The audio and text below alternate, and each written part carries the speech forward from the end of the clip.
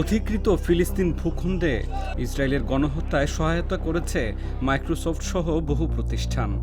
এ তথ্য উল্লেখ করে অধিকৃত ফিলিস্তিন অঞ্চলে নিযুক্ত জাতিসংঘের বিশেষ দূত ফ্রান্সেস্কা আলবানিজ এক প্রতিবেদন প্রকাশ করেছেন।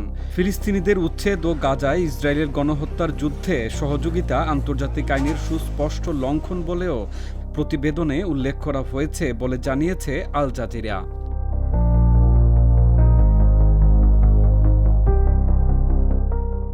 ফ্রান্সেস্কা আলবানিজের প্রতিবেদন আগামী ৪ জুলাই বৃহস্পতিবার জেনেভায় সংবাদ সম্মেলনে আনুষ্ঠানিকভাবে উপস্থাপন করা হবে।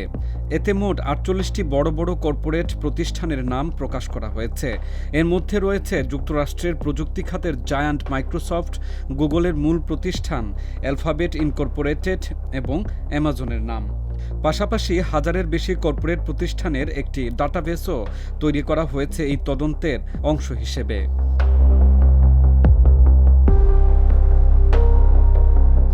প্রতিবেদনে বলা হয়েছে, ইসরায়েলের এই চিরস্থায়ী দখলদারিত্ব অস্ত্র প্রস্তুতকারী প্রতিষ্ঠান ও বড় প্রযুক্তি কোম্পানিগুলোর জন্য আদর্শ এক পরীক্ষার মাঠে পরিণত হয়েছে, যেখানে সরবরাহ ও চাহিদা উভয়ই ব্যাপক, নজরদারির সুযোগ নেই বললেই চলে এবং জবাবদিহির কোনো বালাই নেই।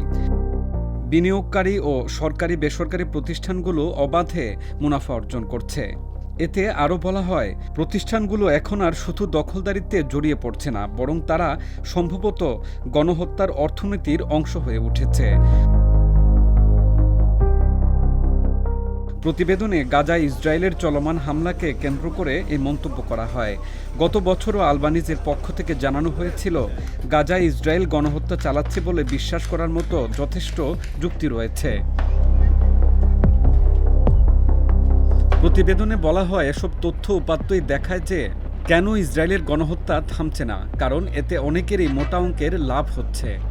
ইসরায়েল বিশ্বের সবচেয়ে বড় অস্ত্র ক্রয় কর্মসূচির অংশ হিসেবে F-35 যুদ্ধবিমান সংগ্রহ করেছে। এতে 8টি দেশের কমপক্ষে 1600 কোম্পানি জড়িত। এই প্রকল্পের নেতৃত্ব দিচ্ছে যুক্তরাষ্ট্রের লকহিড মার্টিন। প্রতিবেদনে বলা হয়, মাইক্রোসফট, অ্যালফাবেট ও অ্যামাজন ইসরায়েলকে তাদের ক্লাউড এবং কৃত্রিম বুদ্ধিমত্তা প্রযুক্তির প্রায় পুরোপুরি প্রবেশাধিকার দিয়েছে, যা ইসরায়েলের তথ্য প্রক্রিয়াকরণ ও নজরদারির ক্ষমতা বাড়িয়েছে।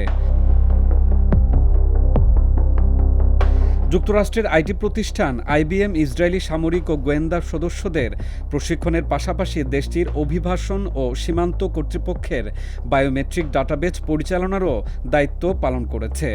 প্রতিবেদনে আরও উল্লেখ করা হয়, যুক্তরাষ্ট্রের সফটওয়্যার প্ল্যাটফর্ম পালান্টির টেকনোলজিস 2023 সালের অক্টোবরে গাজায় যুদ্ধ শুরুর পর থেকে ইসরায়েলি সেনাবাহিনীর প্রতি তাদের সহযোগিতা আরও বাড়িয়েছে। এছাড়া বাড়ি ভাড়া প্ল্যাটফর্ম, কৃষি খাতে, ট্রেজারি বন্ড খাতে যুক্তরাষ্ট্রের বৃহত্তম বিনিয়োগ প্রতিষ্ঠান, বিশ্বের অস্ত্র নির্মাতা প্রতিষ্ঠান, আন্তর্জাতিক বীমা প্রতিষ্ঠানগুলো এই ফিলিস্তিন ভূমিতে ইসরায়েলের গণহত্যা সম্প্রসারণে ভূমিকা রাখছে।